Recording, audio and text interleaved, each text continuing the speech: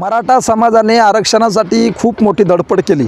अनेक प्रकारचे मोर्चे, अनेक प्रकारच्या रॅल्या काढल्या, तरीसुद्धा आरक्षण भेटत नव्हतं. यामध्येच मराठा समाजामध्ये एक रत्न जन्माला आलं, ते म्हणजे मनोज जरांगे पाटील. या मनोज जरांगे पाटलांनी आमरण उपोषण केलं आणि मराठा समाजासाठी आरक्षणाची वाटचाल योग्य पद्धतीने चालवून मराठा समाजाला आरक्षण मिळवून देण्यासाठी सिंहाचा वाटा उचलला. आणि आज ती आरक्षण भेटण्याची घडी जवळ आलेली आहे. किंबहुना सरकारने नोकरी आणि शिक्षणामध्ये 10% आरक्षण देऊ केलेलं आहे. आणि आता त्या आरक्षणाचा गुलाल सध्या महाराष्ट्रभर मराठा समाजाच्या अंगावरती पडत आहे. परंतु हा मराठा समाजाच्या अंगावर जो गुलाल पडतो, हा गुलाल कायम टिकेल का, यामध्ये आता सध्या शंका सुरू आहे. आणि यामध्येच काही अजय बावस्कर म्हणून एक कीर्तनकार आहे, तो स्वतःला कीर्तनकार म्हणून घेतो. हा जरांगे पाटलावरती काही आरोप करायला लागला आहे. त्याच्या आरोपानुसार तो म्हणतो की संत तुकाराम महाराजांना जरांगे पाटील एकेरी भाषेत बोलले आणि जरांगे पाटील वारकरी संप्रदायाच्या संतांची निंदा नालस्ती करतात. अजय बावस्कर नावाचा हा व्यक्ती जरांगे पाटलासोबत काम करत होता, असं सोशल मीडियाच्या माध्यमातून समोर आलं. परंतु अजय बावस्कर हा जरांगे पाटलासोबत काडीचंही काम करत नव्हता. जरांगे पाटलाचा आणि अजय बावस्कराचा कुठलाही संबंध नाही. पण तरीसुद्धा अजय बावस्कर जरांगे पाटलावर काय आरोप करतो, आपण तो एक व्हिडिओ पाहून घ्या. आणि हा व्हिडिओ पाहिल्यावर मी याच्यावर तुम्हाला चर्चा करणार आहे. दादा देऊ आले तुकाराम महाराजांचा निरोप घेऊन आलो. तुकाराम महाराज तुमच्या अनेक 13 दिवस बसले ते अन्न पाणी वाचून. मी मराठा आहे, महाराजांची तुम्हाला शपथ आहे, तुकाराम महाराजांची. तुकाराम महाराज मी काय मुंबईहून आलो नाही, देऊन आलो. बारसकर महाराज आहे, माझ्या डोळ्यात पाणी आहे, तुम्ही माझ्या मराठ्याचे, तुमचं रक्त एक आहे, तुम्हाला पाणी प्यावं लागेल. तुकाराम महाराजाचा तुम्हाला आदेश आहे. तुकाराम महाराजाचा, जगद्गुरू तुकाराम महाराज तुमच्यावानी 13 दिवस अन्न पाण्या वाचून बसले होते. माझा आवाज तुम्हाला अंतकरणातला दादा कळला असेल. आमची वारकऱ्याची, कीर्तनकाराची तळमळ तुम्ही समजून घ्या. तुकाराम महाराजांचा तुम्हाला आदेश आहे, तुम्ही पाणी प्या. हे आंदोलन हे चालूच राहणार आहे. आम्ही म्हणत नाही, जोपर्यंत मागं घेत नाही तोपर्यंत. बसा शांत, थोडं डोकं दुखायला लागलं मावा तिकडं. आलात 15 दिवसातून एकदा लागला तुकाराम महाराजांनी काही सांगाल. महाराज तुम्ही शांत व्हा, फक्त मी महाराज. तर आपण हा व्हिडिओ पाहिला. यामध्ये जरांगे पाटलाला अजय बावस्कर सांगतो की दादा पाणी प्या आणि उपोषण सोडा. मी आळंदी आणि देहूवरून आलेलो नाही आहे, तुम्ही आरक्षणाचा आपला प्रश्न मार्गी लागेल, तुम्ही फक्त पाणी पिऊन उपोषण सोडा, असं त्याचा आग्रह आहे. आणि त्या टायमाला जरांगे पाटील संतप्त होते, चिडचिडाच्या अवस्थेमध्ये होते. आणि त्या अवस्थेमध्ये याने प्रश्न विचारल्यावर त्या टायमाला जरांगे पाटील म्हणतात मी संत फिंत काही मानत नाही. तर एकेरी भाषेत त्यांनी उल्लेख केला. तर नेमका हीच बाजू अजय बारसकर हा व्यक्ती धरत आहे. तर हा अजय बारसकर नेमका आहे कोण, हे सगळं बघण्या अगोदर तुम्ही व्हिडिओ शेवटपर्यंत बघा.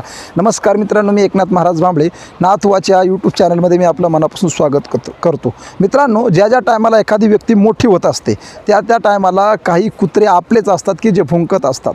आपलेच लोक आपल्या लोकांना मातीत घालण्यासाठी पुढे येत असतात. सरकारने जरांगे पाटलाचं आंदोलन मागे वळण्यासाठी अनेक प्रकारचे प्रयत्न केले. त्या आंदोलनामध्ये अडथळा आणण्यासाठी सरकारने खूप प्रयत्न करूनसुद्धा आंदोलन मागं होत नव्हतं. जरांगे पाटील हे मॅनेज होत नव्हते. मग जरांगे पाटलांच्या सोबत काम करणारी एक व्यक्ती काम तर करत नव्हती, पण उगाच मागं पुढं करत होती.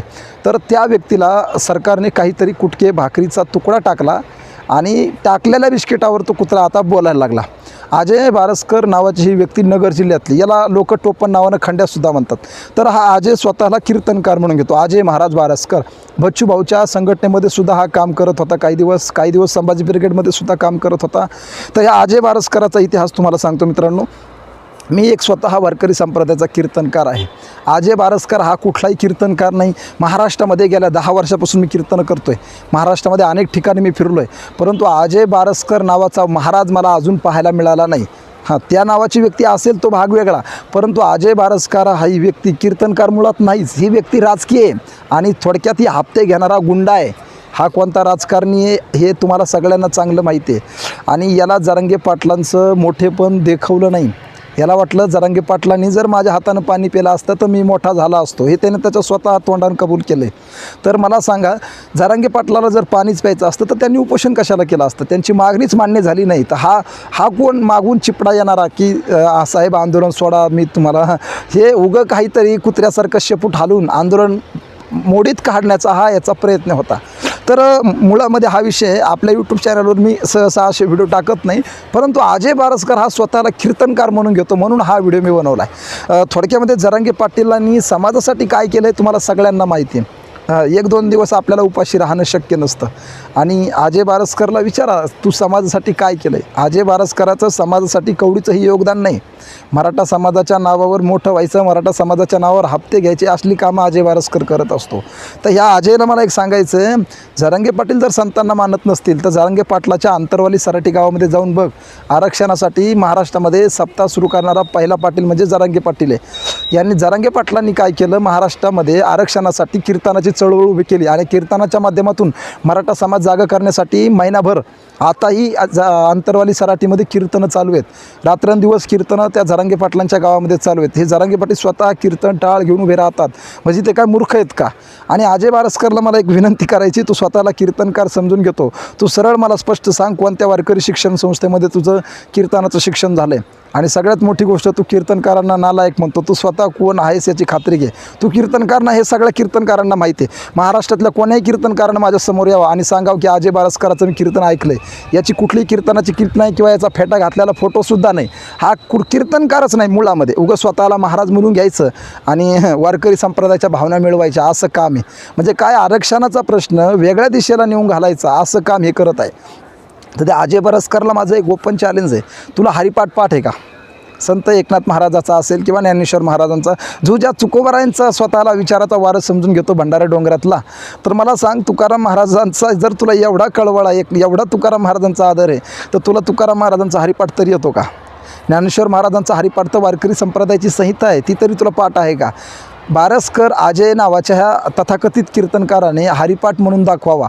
माझ्याकडून त्याच्या घरी मी महिनाभर जाऊन काम करेल, फक्त त्यांना एकदा हरिपाठ म्हणून दाखवा. अरे स्वतःला कीर्तनकार, मी स्वतः म्हणतो मी पंतप्रधान आहे, मग का म्हणल्याने मी पंतप्रधान थोडा झालो नाही. स्वतःचं मोठेपण स्वतः जो सांगतो तो खरा मूर्ख असतो.